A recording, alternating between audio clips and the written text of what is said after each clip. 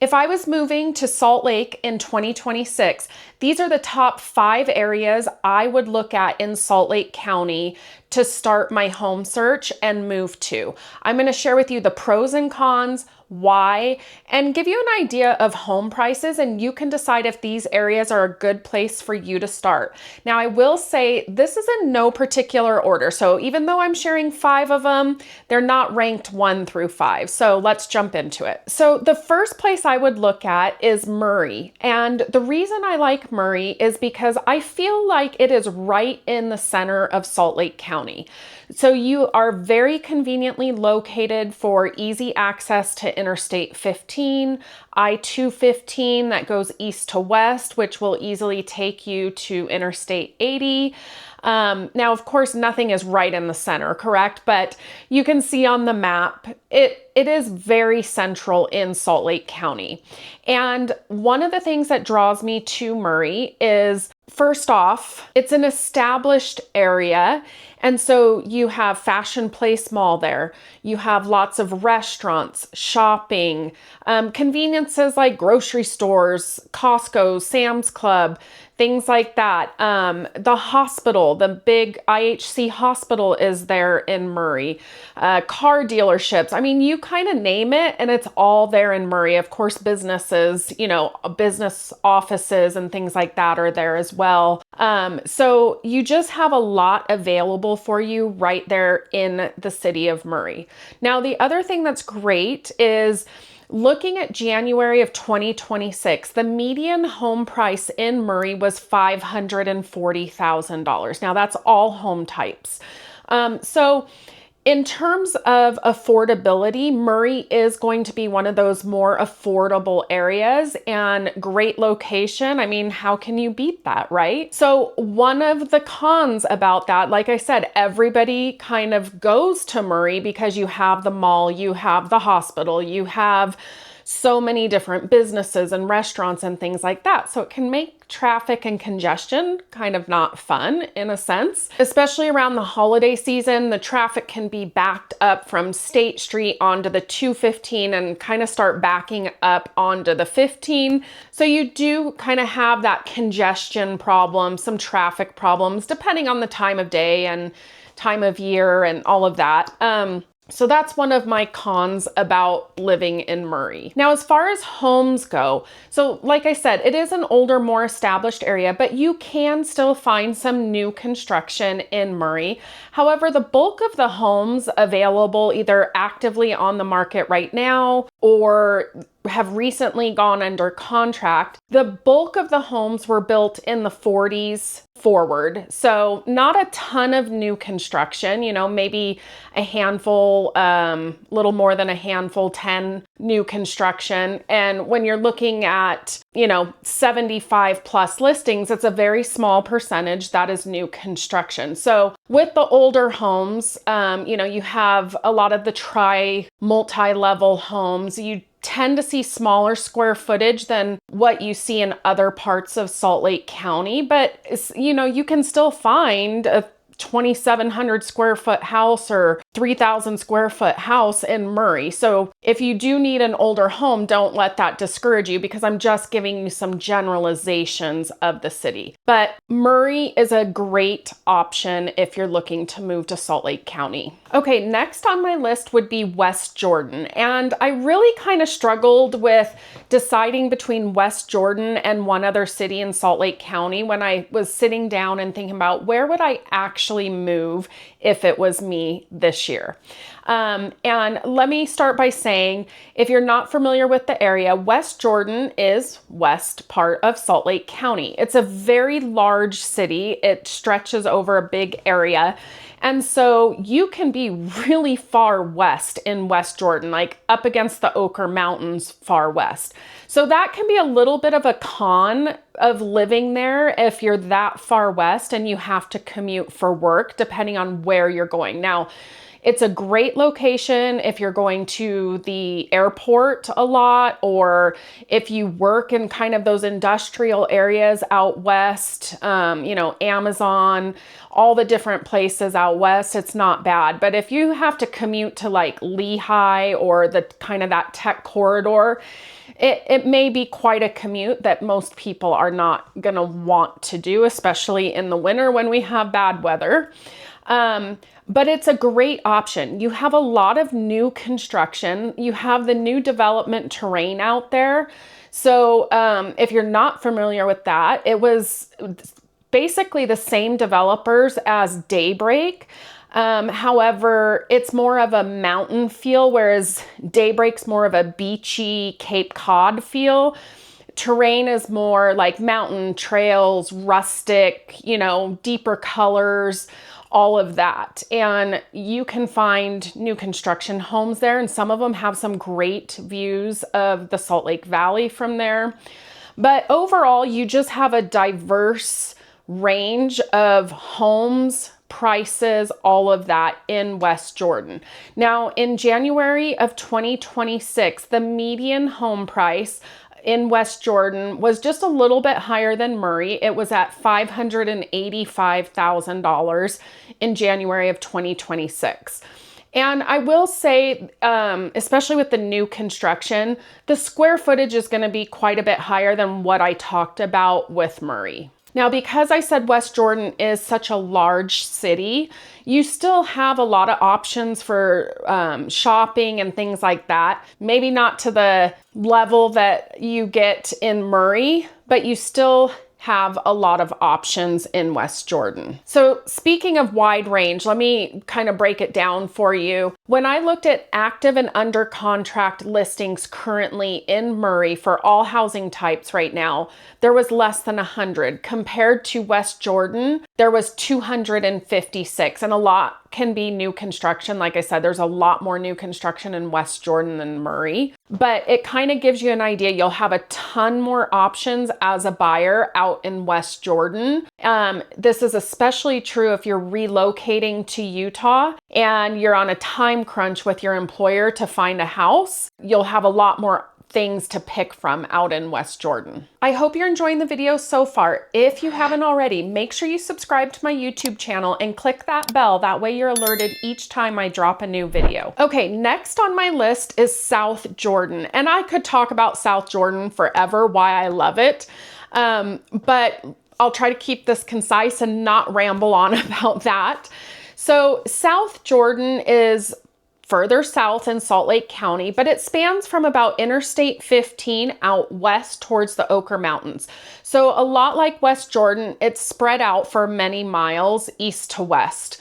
And that means you have a large variety of home types. Now, South Jordan is more expensive than the other two areas we talked about. In January of 2026, the median home price was $699,900. So we'll call it $700,000 median home price. And there's a good reason for that I'll jump into. Now, like I said, the master plan community of Daybreak is part of South Jordan. So you have a wide variety of home types in South Jordan as a whole. So you kind of have that beachy, new, active community feel of Daybreak. And then as you work your way east towards Interstate 15, you have a variety of home types. So you have an equestrian center off 114th South, so you can still find horse property in South Jordan. I tend to see a lot of houses because the yards are larger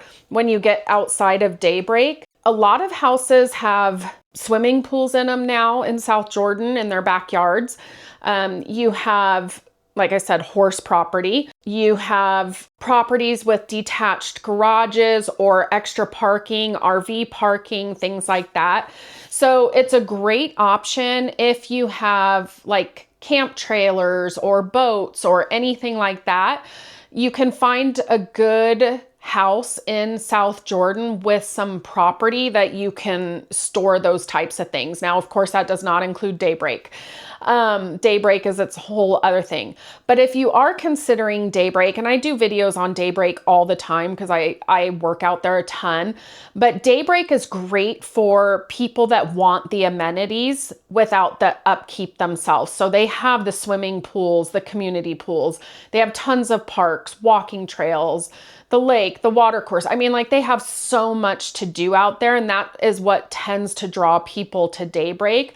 But for people that don't want to be in such a large master planned HOA community, there's other areas in South Jordan that are fantastic. And I love those larger lots in South Jordan as you work your way towards Interstate 15. Now, just like West Jordan, commuting can be kind of a nightmare because it is spread so far east to west. So if you're commuting on Interstate 15, for instance, and a lot of people do, they get off on these 2-lane surface streets like 114th South and have to head at night. They have to head out west. So you're fighting a lot of traffic. But I will say, South Jordan has a lot of great things happening. When I think of places I want to spend time and things to do, I would say South Jordan gets me almost as excited as Murray, if not more so, depending on what I'm talking about. So if you're talking shopping, restaurants, things like that, there's so many different options in South Jordan.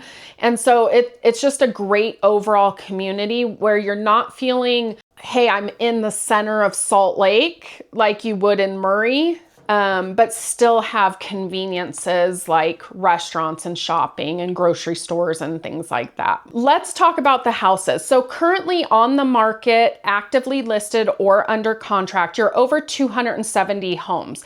So it just goes to show again, like West Jordan, you would have a lot of options to choose from in South Jordan. So depending on your budget and what you're looking for, if you need a horse property, things like that, you have options. But you also have a lot of luxury homes in South Jordan. For instance, the other day I was looking and I saw an almost $6 million house for sale. It was like 15,000 square foot house or something like that. It had a swimming pool with a tube slide. And I mean, it was a beautiful house on like an acre of land for $6 million.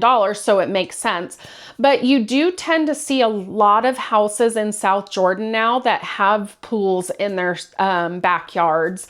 You have the larger properties, things like that. So that goes into, I believe, why it goes into that higher median sales price. Now, Daybreak doesn't have the land, but they do have those higher priced homes out there as well. Next on my list is Sandy. And Sandy, like, I feel like I'm a broken record now. Just like South Jordan and West Jordan, it does cover a large area. But Sandy tends to be a little bit more established and have some pockets of older homes, older neighborhoods. Like, some of the grocery store and strip malls tend to kind of have an older feel to them. Not that there's anything wrong with that, but not as much newness as you would feel in South Jordan. But before I jump into all of that, let's talk about Sandy as far as homes go. In January of 2026, this surprised me. The median price in January was actually less than South Jordan. It was coming in at $690,000 in January of 2026. And then currently on the market or under contract, there's about 144 homes. So you don't quite have the options and availability, but Sandy is a great area. And I've always been drawn to Sandy, especially for resale value, because it seems like everybody wants to live in Sandy. And you tend to not have the market fluctuations hit so hard in Sandy as you can in some other areas. So that's something I always look at, not just for myself, but for my clients as well. Now, just like I talked about with South Jordan, Sandy spans from Interstate 15 east to the mountains. And so that you have that same commuting thing, you know, people heading east to west, commuting on 2-lane roads of 106th and different things like that. Now, Sandy is also where the new practice center is going to be there at Southtown Mall for the hockey team. So that's going to add to congestion, but you do have a lot of options for shopping. Like I said, you have Southtown Mall. Personally, I still prefer Fashion Place and will drive past Southtown Mall myself. But you do have it. You have lots of different restaurants. You have Costco. But I think the main thing that draws people to Sandy is the further east you go, the closer you are to the ski resorts, to hiking in the mountains, to mountain biking. You have a lot of trails going through the city if you want to walk on them. There's just a lot of outdoor recreation being right there against the mountains. So just like South Jordan, you have a wide variety of different style homes up to mansions in Sandy. So as you get far east against Wasatch Boulevard or at the base of the mountains where the ski resorts are, you have a lot of mansions, luxury homes. You have like the gated community of Pepperwood, which has large acreage property. You have horse properties off of 1300 East mainly. You have Bell Canyon area. That's where a lot of those horse properties are going to be. Part of the golf courses in Sandy. So you have a lot of variety as far as home type. And then as you work your way west closer to Interstate 15, you get away from the, you know, multi-million-dollar luxury homes. You can still find some really great houses in there. But I mean, like, the mansions on the East Bench off Wasatch is insane. So not much compares to that. So you have a variety of different homes. And now you don't have as many for sale. You do tend to see higher priced homes in Sandy as you go east. So I always look at Sandy as, and again, this is a generalization, but I feel like when you look on the west part of Sandy, so you start at Interstate 15, the prices are lower. And then as you move east, it's like you can see the dollar signs going up, up, up, up, up, up. And then once you get to Wasatch, it's way up there. Now, again, that's a generalization and a little bit of a joke, but you get what I'm saying. Okay, and finally, Draper. Now, this is going to be the most expensive area I'm going to talk about today, but I've lived in Draper since 2002, and it's always a place that people are interested in for a couple of different reasons, but let's talk about Draper first with the houses. So, like I said, the median sales price was higher than anywhere else we're going to talk about in this video, coming in at $1,032,000 in January of 2026. Now, with houses, you do have less options available to you actively or under contract currently. There's 83 homes in Draper. So a lot less option than what we talked about in West Jordan and South Jordan, and even less than Sandy. Now, with Draper, I will say the traffic going east to west, I can't stand it. It's terrible depending on what time of day you're commuting. Now, Draper may not go as far mileage as you'd get like in South Jordan, but it's honestly, it's terrible. I hate it. I'm going to be honest. But there's a lot of good things about living in Draper, especially with the new Point community coming up. I shouldn't say community, development at the old prison site. And that's going to draw a lot of people, a lot of companies, just a lot of options going to be coming in for Draper. Now, Draper is the south end of Salt Lake County, and part of Draper up in Suncrest.